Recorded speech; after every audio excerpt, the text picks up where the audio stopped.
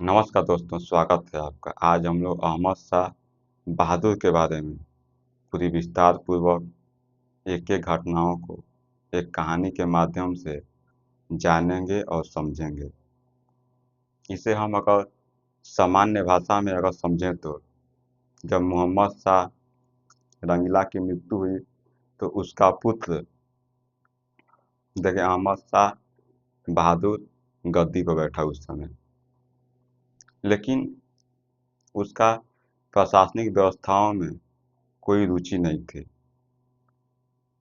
वह हमेशा हरम की महिलाओं के साथ जीव जीवन व्यतीत करता था। वो प्रशासनिक व्यवस्थाओं को वह ध्यान नहीं देता था। यहाँ तक कि उनकी माता कुदुसिया बेगम का शासन व्यवस्था में प्रभाव दिखाई दिया, क्योंकि जब पुत्र अयोग्य होता है और शासन व्यवस्था को अच्छी तरह से संभाल नहीं पाता है, तो कुदुसिया बेगम शासन व्यवस्था को अच्छी तरह से देखती थीं और जो भी प्रशासनिक काम काज होते थे उस पर वह अपने फैसले लेती थी। तो हम ये इन सब घटनाओं को एक-एक कर कर देखते हैं और समझते हैं। देखिए अहमद शाह बहादुर का व्यक्तित्व देख लेते हैं। अहमद शाह बहादुर का व्यक्तित्व कैसा था उस पर भी हम लोग बात कर लेते हैं। अहमद शाह बचपन से ही पढ़ाई लिखाई और प्रशासन में रुचि नहीं रखते थे। जो अहमद शाह हैं वह बचपन से ही पढ़ाई लिखाई और प्रशासनिक व्यवस्थाओं में वह रुचि नहीं रखते थे। और देखते हैं वे हकलाते थे और युद्ध कला में अयोग्य थे। जब अहमद शाह बहादुर बात करते थे तो उनकी आवाज़ें फंसती थी वो, और यहाँ तक कि युद्ध कला में भी वह निपुण नहीं थे, क्योंकि वह जो एक सम्राट में जो भी गुण होते हैं वह सारे गुण अहमद शाह बहादुर में मौजूद नहीं थे। क्योंकि जिस व्यक्ति का प्रशासनिक व्यवस्था में कोई रुचि नहीं है, तो आप समझ सकते हैं कि वह कितना योग्य होगा। तो यहाँ पर अहमद शाह बहादुर के व्यक्तित्व में अगर हम लोग देखें तो एक सम्राट का कोई भी गुण यहाँ पर दिखाई नहीं देता है। जब सम्राट का कोई गुण दिखाई नहीं देता है तो आप एक कमज़ोर शासक सिद्ध होते हैं आप। और भी देखते हैं उनका मन घुड़सवारी, शिकार या प्रशासन की जगह महल के हरम और मनोरंजन में अधिक लगता था। यहाँ पर देखें तो अहमद शाह जो बहादुर हैं, इनका मन घुड़सवारी, शिकार ये सब में नहीं लगता था, लेकिन यह हरम की महिलाओं के साथ अधिक से अधिक जीवन व्यतीत करते थे। मतलब यह विलासितापूर्ण जीवन जीना पसंद करते थे, जो कि एक कमज़ोर शासक की यह निशानी है। कमज़ोर शासक को यह दिखाता है कि आपका प्रशासनिक व्यवस्था में कोई रुचि नहीं है, लेकिन हरम की महिलाओं के साथ आप अधिक से अधिक जीवन व्यतीत करते हैं। तो यहाँ पर एक कमज़ोर शासक दिख रहा है यहाँ पर। और भी देखते हैं, देखिए इतिहासकार जदुनाथ सरकार और इरफान हबीब दोनों मानते हैं कि वह कमज़ोर और इच्छा शक्ति वाला शासक था वो। यहाँ पर देखें तो यदुनाथ सरकार और इरफान हबीब यह मानते हैं कि वह कमज़ोर इच्छा शक्ति वाला शासक था। जो शासक है वह कमज़ोर है, क्योंकि इच्छा शक्ति ही नहीं है उसमें शासन व्यवस्था को लेकर। जब जब इच्छा शक्ति नहीं है तो आप एक अच्छे शासक नहीं बन सकते हैं आप, क्योंकि इच्छा शक्ति का होना अधिक आवश्यक है। अगर किसी व्यक्ति में जिज्ञासा नहीं है काम के प्रति, तो वह उस काम को अच्छी तरह से वह कर नहीं पाएगा वो। तो वही यहाँ पर दिख रहा है अहमद शाह बहादुर के व्यक्तित्व में। और भी देखते हैं, माँ और दरबारियों पर निर्भर था। जो अहमद शाह बहादुर है, अपनी माता और दरबारियों पर निर्भर था वो, क्योंकि प्रशासनिक व्यवस्था पर वह ध्यान नहीं देता था वो। जो भी निर्णय लिए जाते थे तो उसमें उसकी कोई भूमिका नहीं रहती थी, केवल एक नाम मात्र का शासक था वो। उसके सारे फैसले उसकी माता कुदुसिया बेगम और दरबारी मिलकर करते थे। तो इतना आप समझे होंगे। और भी देखते हैं, देखें कुदुसिया बेगम का प्रभाव। कुदुसिया बेगम जब मोहम्मद शाह रंगीला गद्दी पर बैठे हुए थे, शासन व्यवस्था को संभाल रहे थे, उस समय भी कुदुसिया बेगम का शासन व्यवस्था में प्रभाव दिखाई देता है। लेकिन जैसे ही मोहम्मद शाह रंगीला की मृत्यु हो गई तो उनका पुत्र अहमद शाह बहादुर गद्दी पर बैठा, लेकिन वह एक अयोग्य शासक सिद्ध हुआ। तो उसके शासन व्यवस्था में उसकी माँ कुदुसिया बेगम का पूरा प्रभाव दिखाई देता है। जो भी दरबार में निर्णय लिए जाते थे, जो भी नियुक्तियाँ होती थी, वह कुदुसिया बेगम के देख रेख में होती थी। तो इतना समझे होंगे आप। और भी देखते हैं, वह एक साधारण परिवार से आई थी।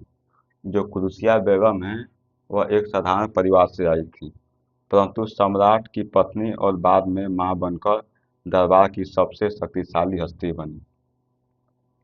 देखें तो कुदुसिया बेगम एक साधारण परिवार से आई थी, लेकिन जब सम्राट की वह पत्नी बन गई और बाद में जब उनका पुत्र गद्दी पर बैठा तो शासन व्यवस्था संभालने का उन्हें मौका मिला, क्योंकि उनका पुत्र एक अयोग्य था। वह शासन व्यवस्था को अच्छी तरह संभाल नहीं पा रहा है वो। तो शासन व्यवस्था में उनकी मां कुदुसिया बेगम का प्रभाव दिखाई देता है। जो भी नियुक्तियां होती थी, जो भी दरबार में निर्णय लिए जाते थे, उस पर कुदुसिया बेगम का पूरा प्रभाव रहता था। तो इतना समझे होंगे आप। और भी देखते हैं,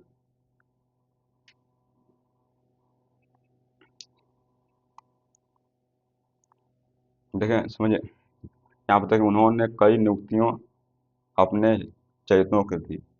यहाँ पर देखिए कुदुसिया जो बेगम है, वह कई नियुक्तियाँ अपने मनपसंद लोगों को दी। तो मनपसंद जो भी व्यक्ति हैं तो उनको दरबार में नियुक्ति मिल रही है, बड़े बड़े पद मिल रहे हैं।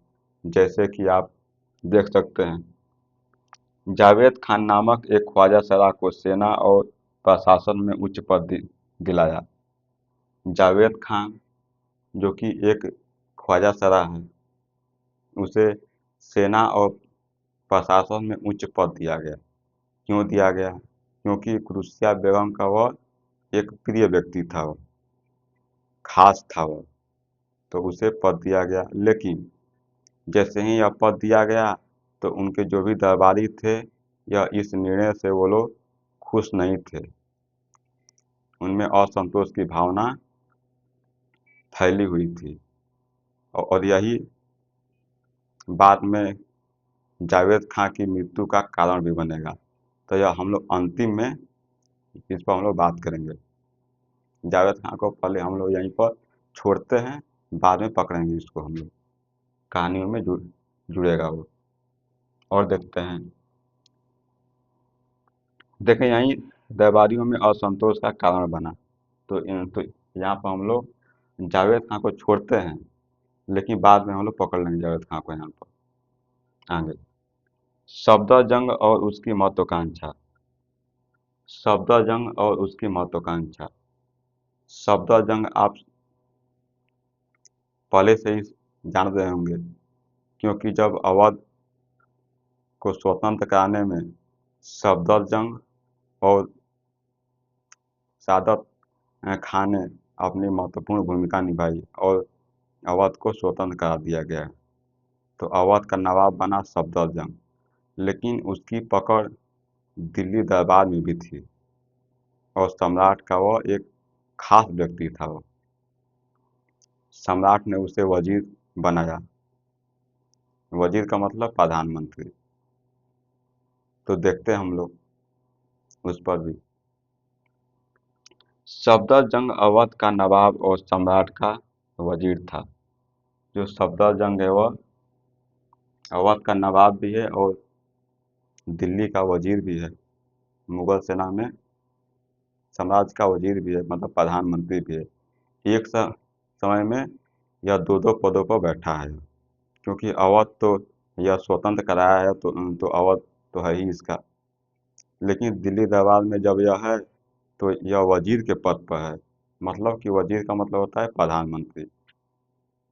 लेकिन और क्या, कैसे कि जो सफदरजंग है यह काफ़ी महत्वाकांक्षी है।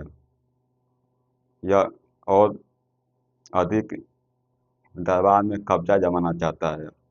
देखते हैं। उसकी महत्वाकांक्षा थी कि दिल्ली दरबार पर पूरा अधिकार उसके पास हो। जो सफदरजंग है उसकी महत्वाकांक्षा थी कि दिल्ली दरबार पर पूरा उसका कब्जा हो, नियंत्रण हो। तो काफ़ी अधिक महत्वाकांक्षा है इसकी।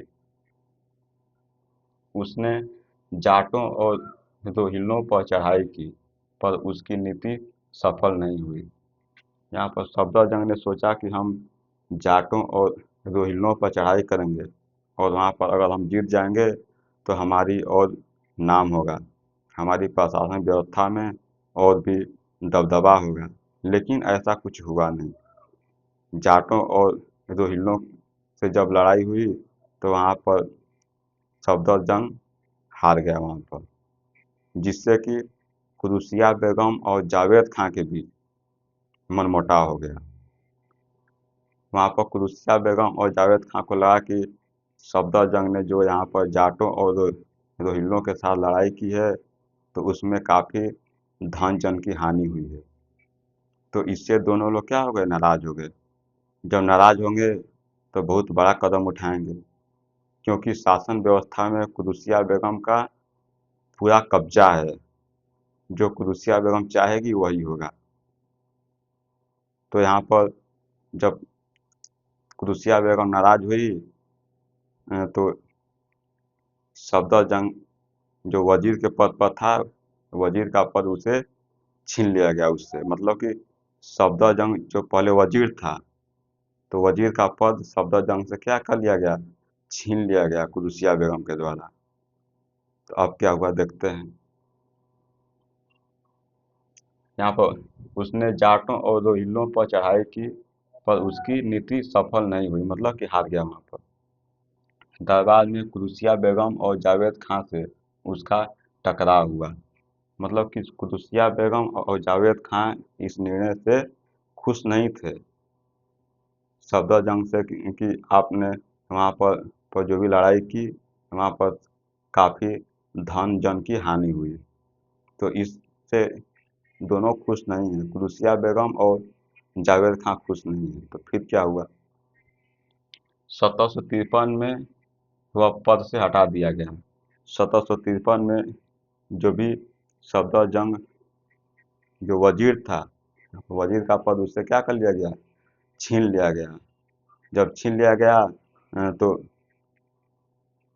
तो पद ही समाप्त हो गया, समझिए अब तो। फिर क्या हुआ, और अवध लौट गया। जब वजीर का पद सफदरजंग से छीन लिया गया तो अब सफदरजंग अवध लौट गया, क्योंकि अवध का वह नवाब था वो। तो यहाँ से चला गया वो। तो अब आगे देखते हैं। जाते जाते उसने मराठों से संधि कर ली, जिससे मराठे दिल्ली की राजनीति में और मजबूत हुए। जब सफदरजंग जा रहा था उस समय, तो जाते जाते उसने मराठों के साथ एक संधि कर ली, जिससे कि मराठे दिल्ली की राजनीतिक व्यवस्था में और मजबूत हो गए। तो यहाँ पर इस बात को भी ध्यान रखिएगा। और भी देखते हैं। देखें, अहमद शाह अब्दाली का दबाव। अहमद शाह अब्दाली का दबाव। अहमद शाह अब्दाली कौन है? तो अगर देखें हम तो नादिर शाह की जब मृत्यु हुई तो नादिर शाह का सेनापति था उस समय अहमद शाह अब्दाली। जैसे ही नादिर शाह की मृत्यु हुई तो उसका सेनापति अहमद शाह अब्दाली खुद शासक बन गया। शासक बन गया तो उसका महत्वाकांक्षा था कि हम भारत को जीते, हम भारत के बहुत सारे क्षेत्रों पर हम कब्जा जमाएं। तो उन्होंने बार बार भारत पर आक्रमण किए, तो उस पर भी हम लोग बात कर लेते हैं। देखते हैं, देखिए अब्दाली दुरानी साम्राज्य का संस्थापक था। जो अब्दाली है वह दुरानी साम्राज्य का क्या है, वह संस्थापक है। वह भारत के लिए सबसे बड़ा खतरा था, क्योंकि भारत पर अगर कोई बार बार आक्रमण करेगा तो वह भारत के लिए क्या होगा, सबसे बड़ा खतरा तो होगा ही। तो यह सबसे बड़ा खतरा था। लेकिन फिर क्या हुआ, 1748 में मणिपुर युद्ध हुआ। 1748 में मणिपुर का युद्ध हुआ, उसमें अब्दाली क्या हो गया, हार गया। हार गया यहाँ पर, लेकिन फिर भी आक्रमण करना छोड़ा नहीं है अब्दाली। फिर क्या हुआ, 1750-51 में उसने पंजाब पर कब्जा किया। 1750-51 में उसने आक्रमण किया और पंजाब पर क्या कर लिया, अधिकार कर लिया, कब्जा कर लिया। फिर क्या हुआ, 1752 में मुगल सम्राट ने एक संधि के तहत पंजाब उसे सौंप दिया। 1752 में मुगल सम्राट ने अब्दाली के साथ संधि की, जिससे कि पंजाब उसे सौंप दिया गया। मतलब कि पंजाब अब्दाली को दे दिया गया एक संधि के माध्यम से। फिर क्या हुआ, आप एक बात समझ सकते हैं यहाँ पर कि शासक सम्राट कितना कमजोर हो चुका है, जो कि एक संधि के माध्यम से अपना ही क्षेत्र दूसरे को दे रहा है, पंजाब को दे रहा है। मतलब पंजाब दे रहा है किसको, अब्दाली को दे रहा है। तो यहाँ पर मुगल सम्राट की कमजोरी साफ साफ दिखती है यहाँ पर, क्योंकि पंजाब कोई छोटा क्षेत्र नहीं था। जो आज देख रहे हैं वह पंजाब तो कुछ भी नहीं है। वह पंजाब पहले बहुत बड़ा क्षेत्र हुआ करता था।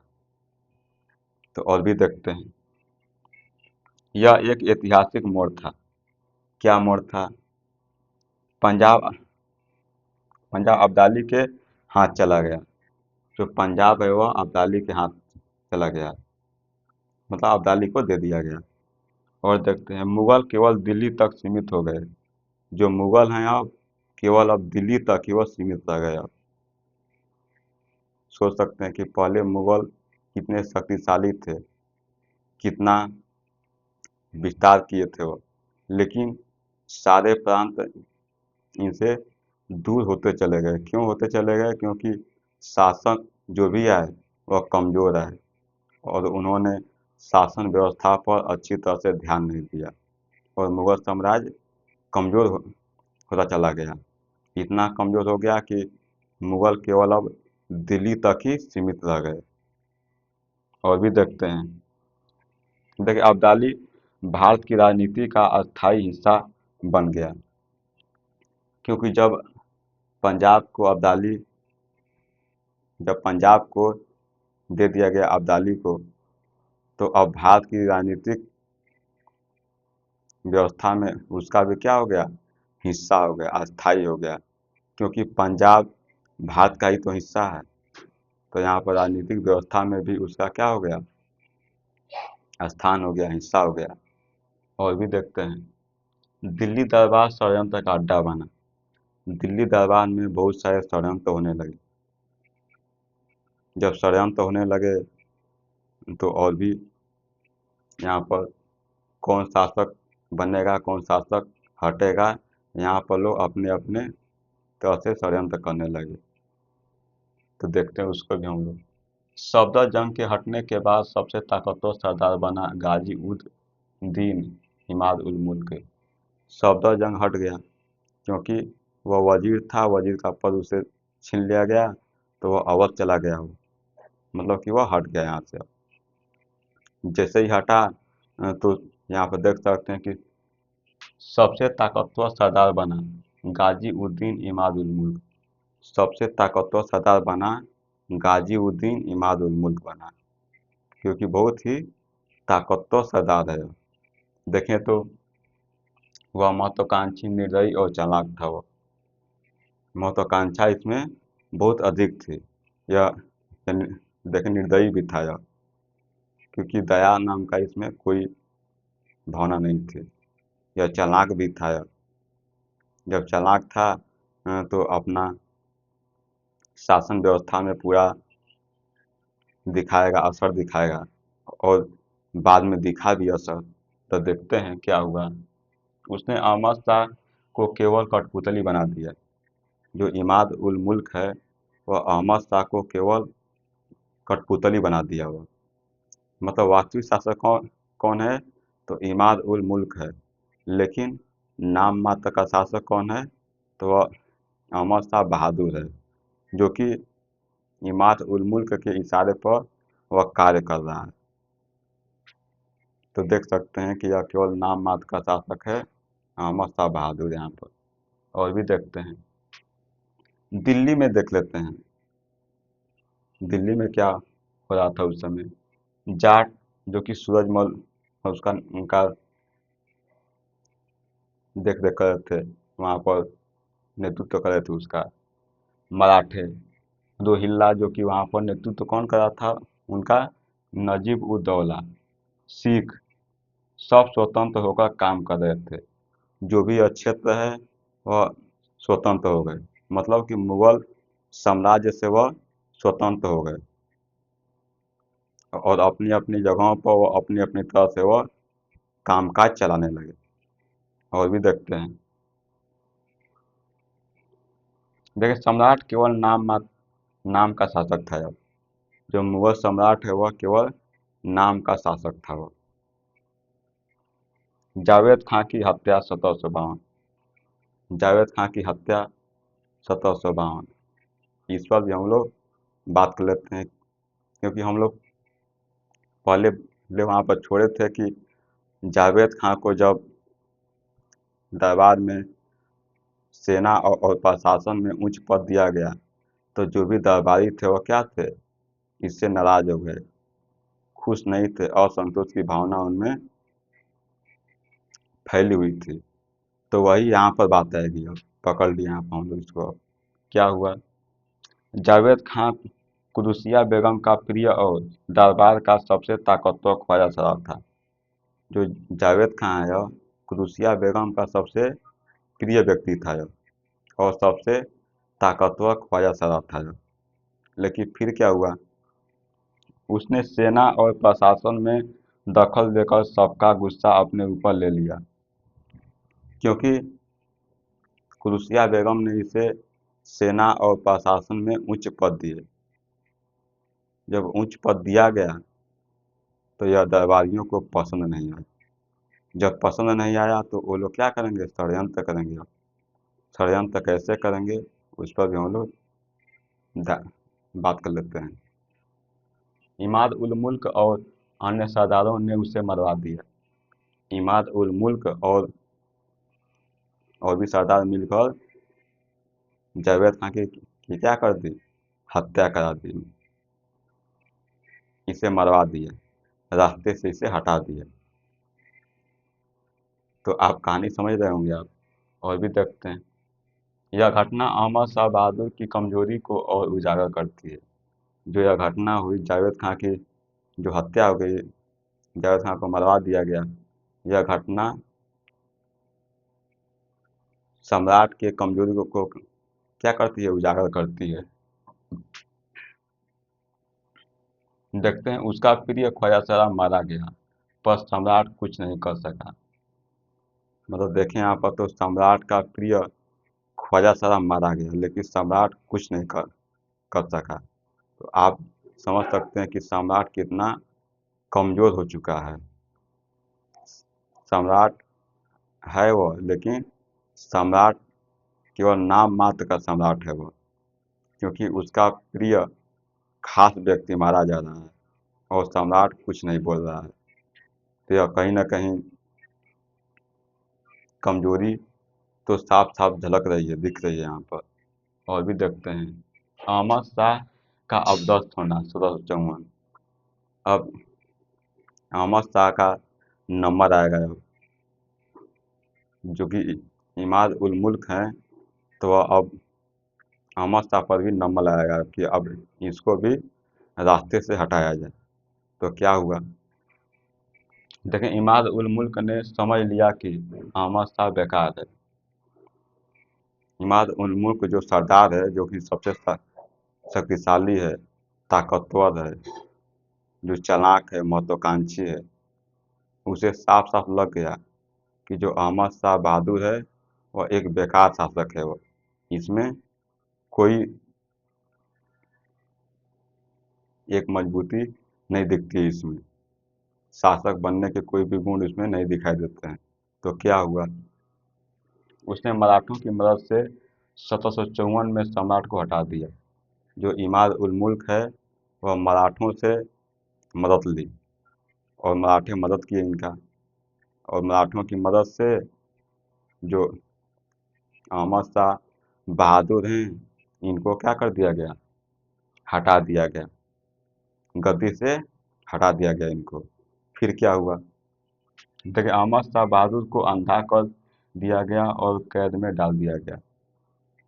गद्दी से हटाकर अहमद शाह बहादुर की आंखों को फोड़ दिया गया। फोड़ फोड़ दिया गया मतलब कि अंधा कर दिया गया इन्हें, और अंधा कर कर इनको जेल में डाल दिया गया, कैद कर दिया गया। मतलब कि 1754 में इनको आंखें फोड़कर, अंधा कर कर इन्हें जेल में डाल दिया गया। लेकिन एक बात ध्यान दीजिएगा, 1754 में इन्हें